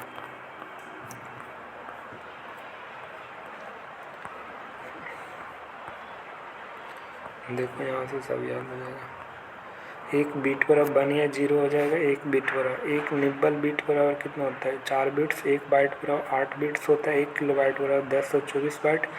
एक किलोबाइट बराबर 1024 बाइट। एक KB बराबर 1024 बाइट्स। और एक मेगाबाइट बराबर 1024 किलोबाइट। एक गीगाबाइट बराबर 1024 मेगाबाइट। एक टेराबाइट बराबर 1024 गीगाबाइट। एक पेंटाबाइट बराबर 1024 टेराबाइट। एक 100 बाइट बराबर 1024 पेटाबाइट। और एक जेटाबाइट बराबर 1024 एक्साबाइट। एक जेटाबाइट बराबर 1024 एक्साबाइट और एक योटाबाइट बराबर 1024 जोटाबाइट। साला योटाबाइट जोटाबाइट हो। पहले बीट होता है, फिर निबल होता है, बाइट होता है, किलोबाइट होता है, किलोबाइट के बाद मेगाबाइट होता है, और मेगाबाइट के बाद गीगाबाइट होता है, गीगा के बाद टेरा होता है, टेरा के बाद पेंटा होता है, पेंटा के बाद 600 होता है, 600 के बाद जेटा होता है, जेटा के बाद योटा होता है, योटा के बाद जेटा, जेटा के बाद योटा, पेंटा, टेरा, पेंटा, एक्सा, जीगा, येटा। निब्बल, एक निब्बल वाला 4 बिट। एक बाइट बराबर 8 बिट्स। एक किलोबाइट बराबर 1024 बाइट्स। एक बाइट बराबर 8 बिट्स। एक निब्बल बराबर 4 बिट्स। एक निब्बल बराबर 4 बिट्स होता है। एक बाइट बराबर 8 बिट्स। एक निब्बल बराबर 4 बिट्स होता है और एक बाइट बराबर 8 बिट्स। एक निब्बल बराबर 4 बिट्स और एक बाइट बराबर 8 बिट्स होता है। निम्नलिखित में से 1 किलोबाइट की तुल्य होता है किसमें, तो 1024 बाइट में। 1 किलोबाइट बराबर कितना होता है, तो 1024 बाइट्स होता है। 4 बिट्स बराबर कितना होता है, 1 निब्बल होता है। 4 बिट्स बराबर 1 निब्बल। 1 टेराबाइट बराबर कितना होता है, 1024 GB होता है 1 टेराबाइट बराबर। कंप्यूटर की शब्दावली में निब्बल को क्या कहते हैं, तो निब्बल को कहते हैं आधा बाइट। निब्बल को आधा बाइट कहते हैं, निब्बल को आधा बाइट कहते हैं। आधा बाइट यानी 4 बिट को 1 निब्बल कहते हैं। 1 निब्बल बराबर 4 बिट। कंप्यूटर के डेटा को सबसे संबंधित यूनिट बिट है। सबसे छोटी यूनिट क्या होती है कंप्यूटर में, बिट होती है, जो 1 बिट बराबर कितना होती है, 1 बिट को 1 बाइट कहते हैं। कंप्यूटर की सबसे छोटी यूनिट बिट होती है। 8 बिट बराबर क्या होती है, तो 1 बाइट होते हैं। 8 बिट बराबर 1 बाइट। 8 बिट बराबर 1 बाइट और 1 निब्बल बराबर 4 बाइट। 8 बिट बराबर 1 बाइट कहते हैं। 8 बिट बराबर 1 बाइट और 1 निब्बल बराबर 4 बिट। 8 बिट को 1 बाइट कहते हैं और 1 निब्बल बराबर 4 बिट। 8 बिट को 1 बाइट। कंप्यूटर में डेटा की सबसे छोटी इकाई क्या है, तो बिट होती है। कंप्यूटर की सबसे छोटी इकाई बिट। रजिस्टर में संचित डाटा में निष्पादित ऑपरेशन को क्या कहते हैं, तो माइक्रो ऑपरेशन कहते हैं। रजिस्टर में संचित डाटा पर निष्पादित ऑपरेशन को रजिस्टर में संचित डाटा पर निष्पादित ऑपरेशन को क्या कहते हैं, रजिस्टर में संचित डाटा पर निष्पादित ऑपरेशन को माइक्रो ऑपरेशन कहते हैं। Micro operation. रजिस्टर में संचित डाटा पर निष्पादित ऑपरेशन को माइक्रो ऑपरेशन कहते हैं। और माइक्रो ऑपरेशन में कंप्यूटर सेंट्रल प्रोसेसिंग यूनिट सूक्ष्म संचालन जटिल मशीनों के द्वारा विस्तृत करने से लागू किया जाने करने के लिए डिजाइन इस्तेमाल में करने गया एक काम करती है और आमतौर पर सूक्ष्म संचालन एक अधिक डाटा पर बुनियादी रजिस्टर और डेटा को स्थानांतरित करती है। निम्नलिखित में से कौन सा एक कंप्यूटर में इस्तेमाल होने वाला संग्रहण का उपयोग करती है, तो सभी विकल्प सही है। तो कंप्यूटर में फ्लॉपी डिस्क, हार्ड डिस्क भी और छिद्रित टेप भी प्रयोग किया जाता है। इसमें कंप्यूटर में इस्तेमाल होने वाला संग्रहणीय उपकरण कौन कौन है, तो इसमें रैम हो गया, रोम हो गया, हार्ड ड्राइव या हार्ड डिस्क, फ्लॉपी डिस्क या छिद्रित टेप, कॉम्पैक्ट डिस्क या डिजिटल वीडियो डिस्क क्या है, तो ये सब स्टोरेज डिवाइस है। स्टोरेज डिवाइस में कौन कौन आते हैं, तो रैम हो गया, रोम हो गया, हार्ड ड्राइव या हार्ड ड्राइव या हार्ड डिस्क, फ्लॉपी डिस्क हो गया, छिद्रित टेप हो गया, कॉम्पैक्ट डिस्क हो गया, डिजिटल वीडियो डिस्क, ये सब क्या है, तो ये सब स्टोरेज डिवाइस है। ठीक है ना। स्टोरेज डिवाइस में रैम रोम हो गया, हार्ड डिस्क और हार्ड ड्राइव भी आ गया, हार्ड डिस्क या हार्ड ड्राइव, फ्लॉपी डिस्क और छिद्रित tape, compact disk, digital DVD, compact CD और डीवीडी हो गया, फिर छिद्रित टेप, फिर फ्लॉपी डिस्क भी ये क्या है, तो ये स्टोरेज डिवाइस। हार्ड ड्राइव हो गया, हार्ड डिस्क, ये सब क्या है, तो स्टोरेज डिवाइस। रैम और रोम क्या है, तो स्टोरेज डिवाइस है रैम रोम। द्वितीय संग्रहण उपकरण केवल डाटा संग्रहित कर सकते हैं परंतु यह डैश नहीं कर सकते, तो इसका सभी विकल्प सही है। तो डेटा संग्रहित कौन कौन नहीं कर, सभी विकल्प सही है। द्वितीय संग्रहण उपकरण केवल डाटा संग्रहित कर सकते हैं परंतु अंकगणितीय प्रचालन, तार्किक प्रचालन या फैज प्रचालन ये सब सभी नहीं कर सकते हैं। अर्थमेटिक या लॉजिकल यूनिट या अंकगणितीय प्रचालन या तार्किक प्रचालन या फैज प्रचालन ये द्वितीय संग्रहण उपकरण नहीं करते हैं। केवल डाटा को क्या करते हैं, स्टोरेज करते हैं। द्वितीय संग्रहण डाटा को स्टोरेज कौन करते हैं, तो द्वितीय संग्रहण करते हैं, लेकिन इसमें अंकगणितीय एवं तार्किक प्रचालन एवं फैज प्रचालन नहीं होता है। द्वितीय संग्रहण उपकरण को एक्जुलरी स्टोरेज डिवाइस भी कहते हैं। द्वितीय संग्रहण को एक्जुलरी स्टोरेज डिवाइस कहते हैं। यह कंप्यूटर का भाग नहीं होता है, इसको कंप्यूटर के अलग से जोड़ा जाता है। यह उपकरण केवल डाटा को संग्रहित करने परंतु अंकगणितीय प्रचालन, तार्किक प्रचालन या फैज प्रचालन नहीं करता है। फैज प्रचालन नहीं करते। द्वितीय संग्रहण उपकरण को एक्जुलरी स्टोरेज सिस्टम कहते हैं। निम्न में कौन सा सत्य है, तो सत्य को चुने और विजय पाए।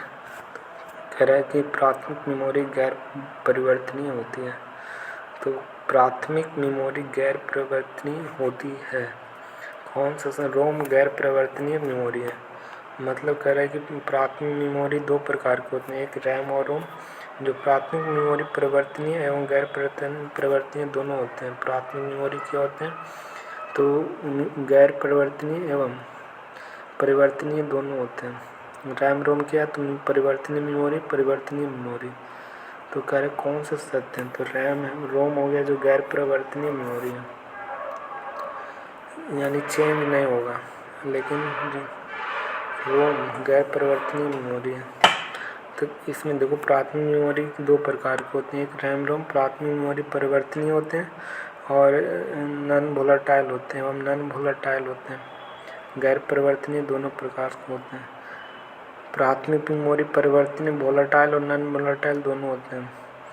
जैसे रैम परिवर्तनीय मेमोरी जबकि रोम गैर परिवर्तनीय मेमोरी होते हैं। और द्वितीय मेमोरी उपयोग डाटा प्रोग्राम स्थायी रूप से संचित किया जाता है। Hard drive, disk, floppy, magnetic tape आदि इसका गैर परिवर्तनीय मेमोरी। गैर परिवर्तनीय मेमोरी में कौन कौन आ जाता है? तो गैर परिवर्तनीय में पहला नंबर कौन हो जाएगा? रोम हो जाएगा। गैर परिवर्तनीय नॉन वोलेटाइल, वोलेटाइल मीन्स परिवर्तनीय हो जाता है, नॉन वोलेटाइल मीन्स नहीं परिवर्तन होता है। तो कौन कौन? तो गैर नॉन वोलेटाइल में कौन कौन हो जाएगा? हार्ड डिस्क हो गया, फ्लॉपी डिस्क हो गया, magnetic tape. Hard disk, floppy disc, magnetic disk, HM। Hard disk, floppy disc, magnetic disk है जो नॉन वोलेटाइल है, ठीक है। अब वोलेटाइल में कौन आ जाएगा? वोलेटाइल में आ जाएगा रैम। रैम क्या है? तो वोलेटाइल है। रैम क्या है? तो वोलेटाइल था। रैम क्या है? तो रैम क्या? रैम गैर परिवर्तनीय मेमोरी है। तो रैम क्या है? तो रैम क्या है? रैम परिवर्तनीय मेमोरी है। तो इसमें रैम परिवर्तनीय मेमोरी है। तो रैम क्या है? तो गैर रोम क्या है? तो गैर परिवर्तनीय मेमोरी। तो ये सही है। रोम क्या है? तो नॉन वोलेटाइल है, ठीक है ना। Non volatile memory, non volatile memory है रोम। रोम क्या है? तो नॉन वोलेटाइल या चेंज नहीं होता, ठीक है। तो नॉन वोलेटाइल मेमोरी कौन है? रोम। नॉन वोलेटाइल मेमोरी कौन कौन है? और disk, floppy disk. Non volatile memory कौन है? तो रोम है, ठीक है ना। रोम क्या है? तो नॉन वोलेटाइल। हार्ड डिस्क हो गया, फ्लॉपी डिस्क हो गया, हार्ड डिस्क, फ्लॉपी डिस्क और hard disk, floppy disc, magnetic. ये क्या हो गया? रोम क्या? Non volatile memory. Non volatile memory रोम हो गया। हार्ड डिस्क, फ्लॉपी डिस्क और मैग्नेटिक टेप, ये सब क्या है? तो non volatile. Hard disk, floppy disk और मैग्नेटिक टेप क्या हो जाएगा? तो नॉन वोलेटाइल मेमोरी है। Non volatile hard disk, floppy और मैग्नेटिक टेप, ये सब क्या है? तो नॉन वोलेटाइल मेमोरी है। रोम भी क्या है? तो नॉन वोलेटाइल है। रैम वोलेटाइल है। रैम क्या है? तो वोलेटाइल है। कह कौन सी उच्च गति अर्धचालक मेमोरी है जो सीपीयू की गति बढ़ा सकती है? तो सीपीयू की गति बढ़ा सकती है कौन सी अर्धचालक होती है? तो सीपीयू की गति बढ़ाती है कौन? तो कैश मेमोरी। कैश मेमोरी क्या करती है? तो सीपीयू की गति बढ़ाती है। तो कह रहा है कि कौन सी उच्च गति अर्धचालक मेमोरी है जो सीपीयू की गति बढ़ा सकती है? तो कैश मेमोरी। कैश मेमोरी होती है जो सीपीयू की क्या करती है? तो गति को बढ़ाती है।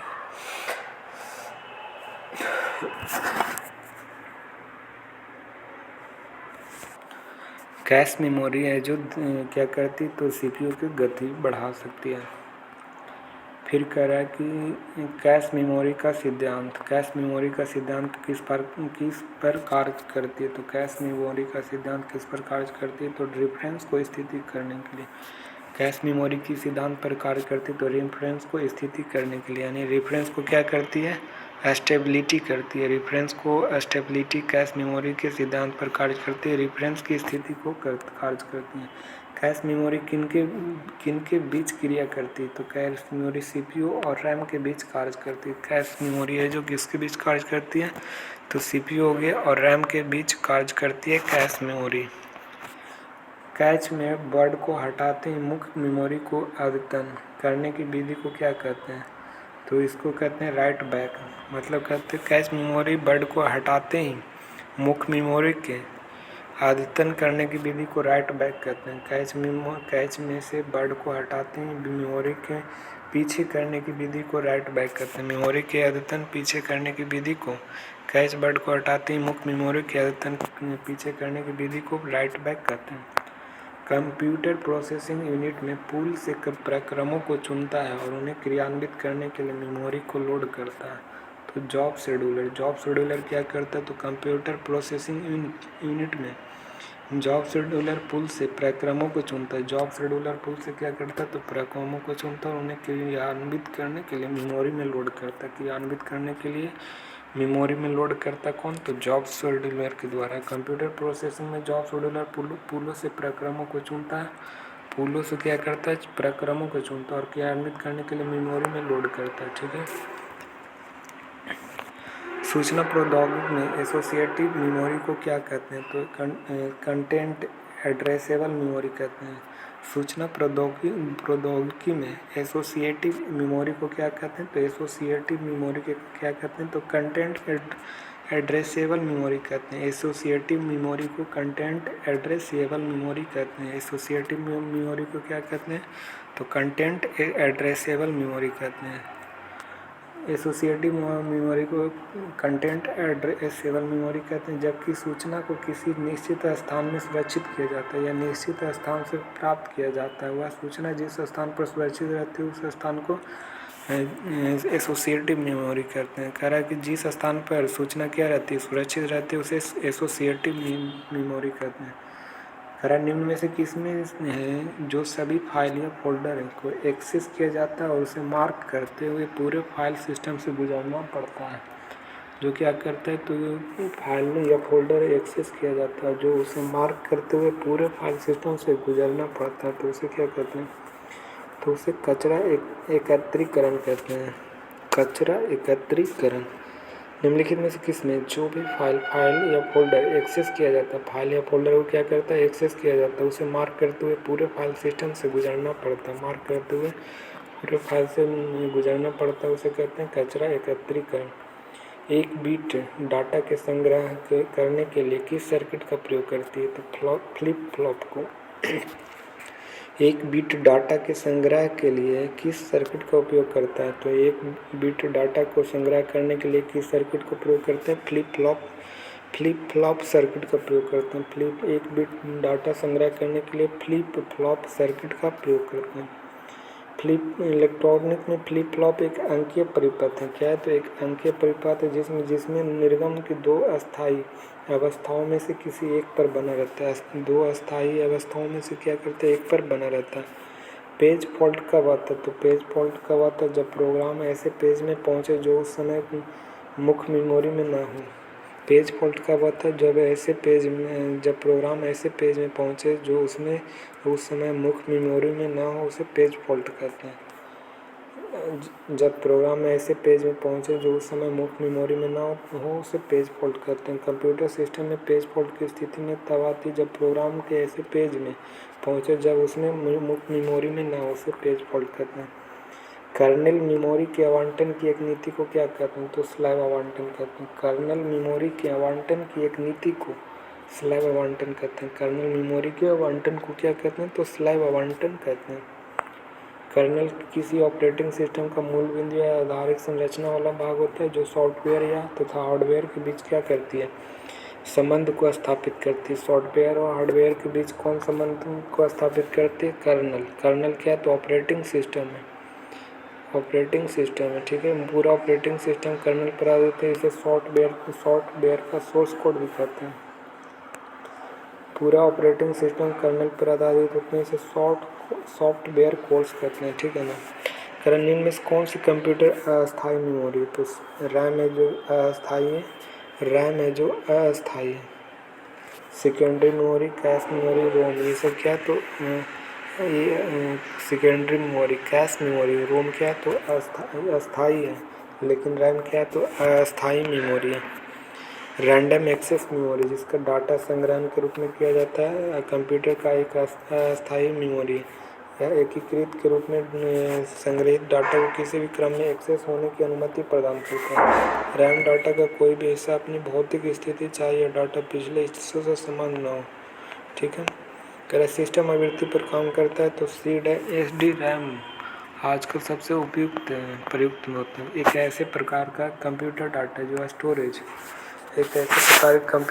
जो स्टोरेज सिस्टम की समांतर गति बढ़ाने के लिए अक्सर इस्तेमाल किए जाने वाले प्रोग्राम को निर्देश को स्टोर करता है। प्रोग्राम के निर्देशों को कौन स्टोर करता है? तो स्टोर कौन करता है? तो स्टोर करता है random access memory. Random access memory यानी रैंडम RAC कर एक ऐसा कंप्यूटर डाटा जो स्टोरेज जो सिस्टम की समानता गति बढ़ाने के लिए अक्सर इस्तेमाल किया जाने वाला प्रोग्राम को निर्देश को स्टोर करता है, उसे कहते हैं रैंडम एक्सेस मेमोरी कहते हैं। रैंडम एक्सेस मेमोरी, इसका राइट आंसर क्या हो जाएगा? तो random access memory, random access memory होगा 90। इसे रैंडम एक्सेस मेमोरी कहते हैं। रैंडम एक्सेस मेमोरी जो डाटा संग्रहण का एक रूप है जो सिस्टम के समान रूप से गति बढ़ाने के लिए अक्सर प्रयोग किया जाता है। सिस्टम को गति कौन बढ़ाती है? तो रैम बढ़ाती है। ठीक है। निम्न electrically erasable programmable read only memory का उदाहरण है। तो electrically erasable programmable read only, electrically erasable programmable read only memory का उदाहरण क्या है? तो फ्लैश। फ्लैश है जो electrical erasable programmable read only memory का उदाहरण है फ्लैश मेमोरी। फ्लैश मेमोरी जो कंप्यूटर एवं अन्य डिजिटल प्रयुक्त में होने वाली एक प्रकार है जो electrically erasable programmable read only memory जो विद्युत शक्ति के न रहने पर भी बनी रहती है। रैम क्या, फ्लैश क्या? तो नॉन वोलेटाइल मेमोरी है। ठीक है ना, नॉन वोलेटाइल मेमोरी है फ्लैश। यह memory computer, pen drive, digital camera और डिजिटल इत्यादि को मेमोरी कार्ड के आदि के रूप में बहुतायत के रूप में की जाती है।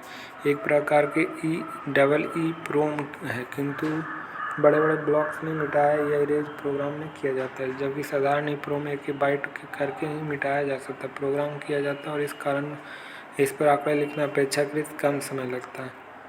किस शब्द के लिए लंबाई माप किया जाता है? तो बाइट में लंबाई माप करने के लिए किया जाता है। कंप्यूटर में एक बाइट बराबर कितना होता है? 8 बिट होता है। Design tools and programming language. प्रीत अपनी एप्लीकेशन के लिए ऑब्जेक्ट ओरिएंटेड प्रोग्रामिंग भाषा का इस्तेमाल करना चाहती है, उसे निम्नलिखित में से किस भाषा को चुनना होगा? तो जावा को। प्रीत अपनी एप्लीकेशन के लिए ऑब्जेक्ट ओरिएंटेड प्रोग्रामिंग भाषा का इस्तेमाल करना चाहती है। ऑब्जेक्ट ओरिएंटेड प्रोग्रामिंग भाषा का इस्तेमाल करना चाहती है, उसे निम्नलिखित में से कौन सी भाषा चुननी चाहिए? तो जावा चुननी चाहिए।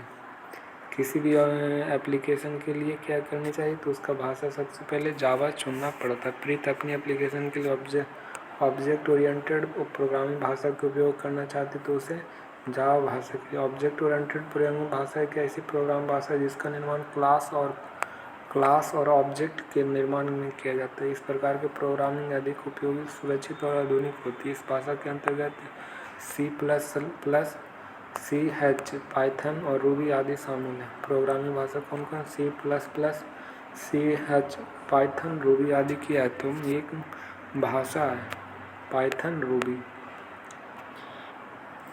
करे कौन से EBCD का फुल फॉर्म क्या होता है? फुल फॉर्म तो EBCD का full form extended binary coded decimal interchange code. करे EBCDIC का फुल फॉर्म क्या होता है? तो extended binary coded decimal interchange code. Extended binary coded decimal interchange code है। मुख्य रूप से IBM मेनफ्रेम और IBM mid range computer operating system का इस्तेमाल किए जाने वाला 8 बिट कैरेक्टर का एनकोडिंग है। इसका उपयोग संयुक्त राज्य अमेरिका के मेनफ्रेम कंप्यूटर के लिए किया गया था। कंप्यूटर स्क्रीन पर सभी प्रोग्रामों को मिनिमाइज करने और डेस्कटॉप पर प्रदर्शित करने के लिए आप किस प्रकार के बोर्ड सर्किट को दबाएंगे? तो विंडोज डी का। करें कि सभी प्रोग्रामों को मिनिमाइज करने और डेस्कटॉप पर प्रदर्शित करने के लिए आप किस बोर्ड का शॉर्टकट का दबाएंगे? तो विंडोज डी का। कंप्यूटर स्क्रीन पर प्रोग्रामों को मिनिमाइज करने, डेस्कटॉप को प्रदर्शित करने के लिए आप किस बोर्ड के शॉर्टकट को दबाएंगे? तो विंडोज डी का। विंडोज डी का उपयोग डेस्कटॉप पर खुले प्रोग्रामों को मिनिमाइज करने और डेस्कटॉप की प्रदर्शित करने के लिए विंडोज डी का प्रयोग करेंगे। कंप्यूटर के स्क्रीन पर सभी प्रोग्रामों को मिनिमाइज करने और डेस्कटॉप पर प्रदर्शित करने के लिए आप किस बोर्ड का शॉर्टकट को दबाएंगे? तो विंडोज डी कब दबाएंगे? कौन सा सी लैंग्वेज में लिखा हुआ पहला ऑपरेटिंग सिस्टम है? कौन सा है जो सी लैंग्वेज में लिखा हुआ पहला ऑपरेटिंग सिस्टम है? तो यूनिक्स है जो सी लैंग्वेज में लिखा हुआ पहला ऑपरेटिंग सिस्टम है, यूनिक्स है। सी लैंग्वेज में लिखा हुआ पहला ऑपरेटिंग सिस्टम था, यूनिक्स था। सी लैंग्वेज में पहला ऑपरेटिंग सिस्टम लिखा हुआ यूनिक्स था। सी लैंग्वेज में सी ये जो समान भाषा में आने वाले कंप्यूटर प्रोग्राम, इसमें कौन? डेनिस रिची बेल्स ने टेलीफोन प्रयोगशाला 1972 में किया था। यूनिक्स संचालन तंत्र का निर्माण करना था। यूनिक्स उच्च स्तरीय भाषा है। यूनिक्स है जो क्या है? तो उच्च स्तरीय भाषा में लिखा गया पहला ऑपरेटिंग सिस्टम है। इसका उपयोग मुख्यतः वेब सर्वर के लिए किया जाता है। यूनिक्स का उपयोग कहाँ किया जाता है? तो वेब सर्वर के लिए किया जाता है। यह पहला ऑपरेटिंग सिस्टम है। जो सी लैंग्वेज के में लिखा गया पहला ऑपरेटिंग सिस्टम कौन है? तो यूनिक्स है। इसका प्रयोगशाला में 1972 में बनाया गया था। बेल्स टेलीफोन डेनिस रिची ने बेल्स टेलीफोन प्रयोगशाला में बनाया था। डेनिस रिची के द्वारा बेल्स टेलीफोन प्रयोगशाला में 1972 में बनाया गया था। डैश एक व्याख्या परक डैश उच्च स्तरीय एवं समान परियोजना वाली प्रोसेसिंग भाषा पाइथन। एक व्याख्या परक उच्च स्तरीय और समान प्रयोजन वाली प्रोग्रामिंग भाषा क्या है? तो उच्च स्तरीय एवं समान प्रयोजन वाली प्रोग्रामिंग भाषा क्या है? तो पाइथन हो गया।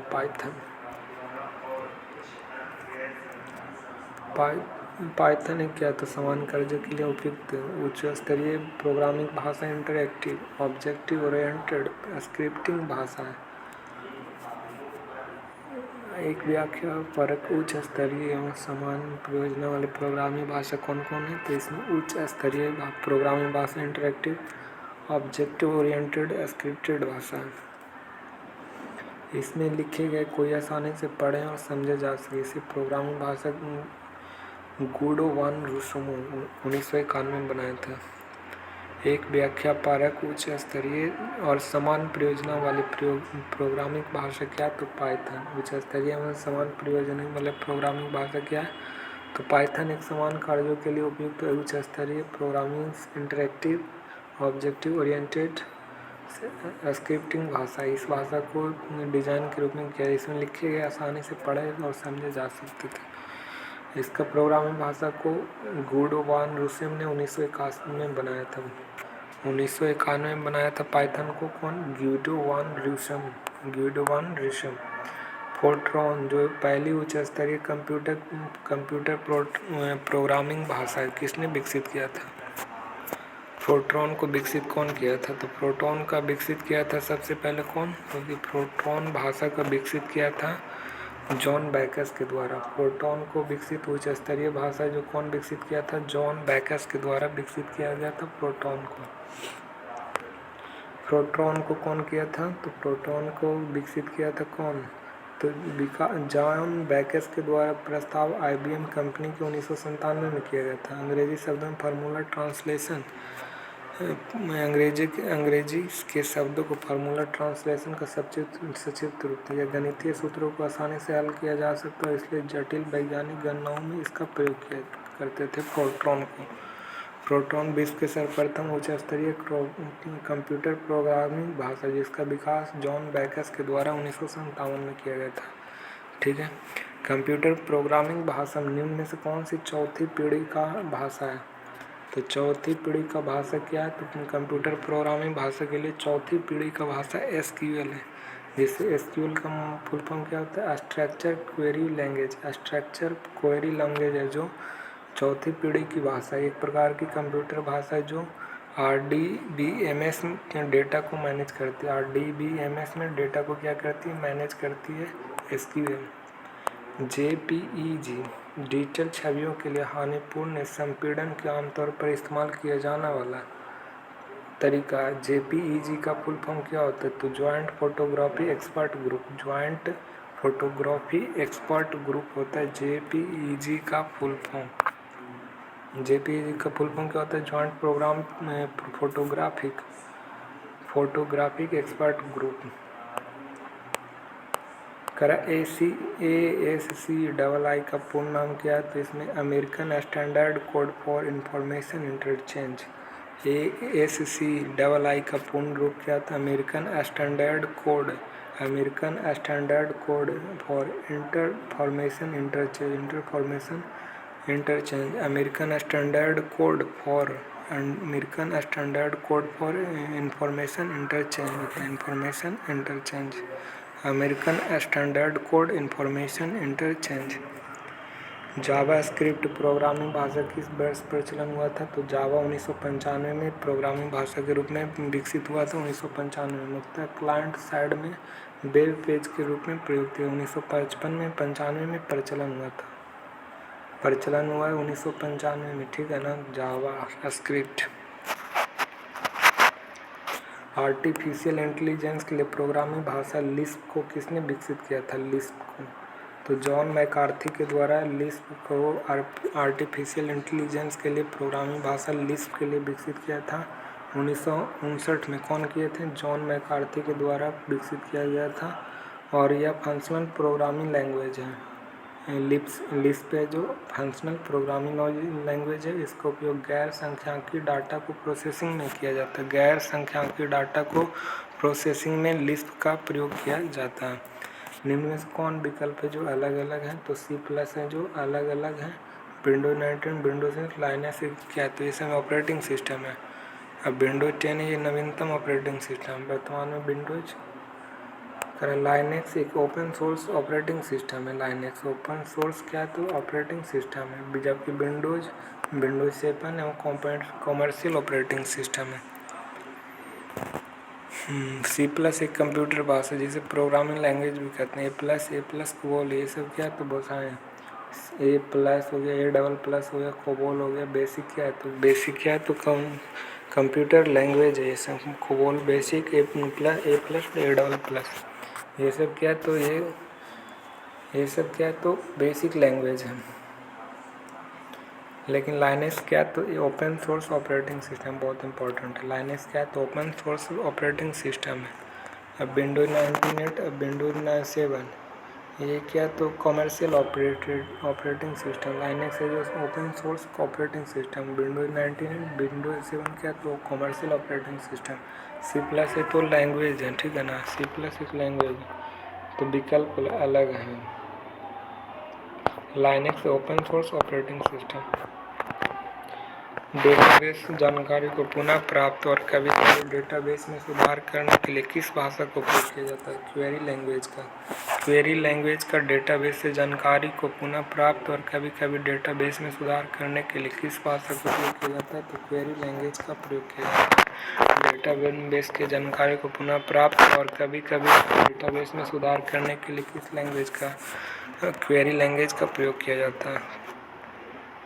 क्वेरी आंकड़ों के अद्यतन, स्कीम और निर्माण और रूपांतरण और डाटा के एक्सेस कंट्रोल के लिए शामिल किया जाता है। कौन सी कंप्यूटर की भाषा नहीं? तो कंप्यूटर की भाषा नहीं तो DTH है जो कंप्यूटर की भाषा नहीं। पास्कल है, फोर्ट्रॉन है, SQL है। ये सब क्या है? तो डिजिटल संचार का उपयोग सेवा। DTH direct to home digital संचार उपग्रह सेवा है जिसमें जो उपग्रह के माध्यम से ग्राहकों को सीधे टीवी पर प्रोग्राम देखने में सेवा प्रदान करती है। कंप्यूटर की भाषा नहीं है। पास्कल, फोर्ट्रॉन, SQL ये कंप्यूटर की भाषा है। पास्कल हो गया, फोर्ट्रॉन हो गया, SQL है जो कंप्यूटर की लैंग्वेज है। Pascal, Fortran, SQL। कंप्यूटर का वह प्रोग्राम जो असेंबली भाषा को मशीनी भाषा में रूपांतरित करते हैं उसे असेंबल करते हैं। जो वह कंप्यूटर जो प्रोग्राम को असेंबली भाषा को मशीन भाषा में रूपांतरित करते हैं उसे असेंबल कहते हैं। बाइनरी शक्ति 0-1 या मशीनी को भाषा को दर्शाते करते हैं। कंप्यूटर का वह प्रोग्राम जो असेंबली भाषा को मशीन भाषा में परिवर्तित करते हैं। असेंबली भाषा को मशीन भाषा में कौन परिवर्तित करते हैं? असेंबल। जेम्स ए गॉसलिंग द्वारा किस प्रोग्रामिंग लैंग्वेज का विकसित किया गया? तो जावा के द्वारा जेम्स ए गॉसलिंग के द्वारा किस प्रोग्रामिंग लैंग्वेज को विकसित किया गया? तो जावा को विकसित किया है। JM गॉसलिंग द्वारा किस प्रोग्रामिंग लैंग्वेज को विकसित किया है? तो जावा को। जावा को सी हार्प संगणकीय प्रोग्राम भाषा, इसका निर्माण माइक्रोसॉफ्ट के द्वारा किया गया था। स्विफ्ट प्रोग्रामिंग भाषा को किस कंपनी ने विकसित किया? स्विफ्ट प्रोग्रामिंग भाषा को किस कंपनी ने विकसित किया? तो स्विफ्ट प्रोग्रामिंग भाषा को विकसित किया था एप्पल ने। स्विफ्ट प्रोग्रामिंग भाषा को विकसित कौन किया? एप्पल ने। जावा स्क्रिप्ट प्रोग्रामिंग लैंग्वेज का आविष्कार किसने किया था? तो ये ब्रेंडन डच के द्वारा जावा स्क्रिप्ट प्रोग्रामिंग लैंग्वेज का आविष्कार कौन किया था? तो ब्रेंडन ईच के द्वारा जावा स्क्रिप्ट प्रोग्रामिंग लैंग्वेज का आविष्कार कौन किया था? ब्रेंडन ईच के द्वारा। ब्रेंडन ईच का जन्म जून 1961 में हुआ था। एक अमेरिकी टेक्नोलॉजिस्ट जावास्क्रिप्ट प्रोग्रामिंग भाषा का निर्माता है।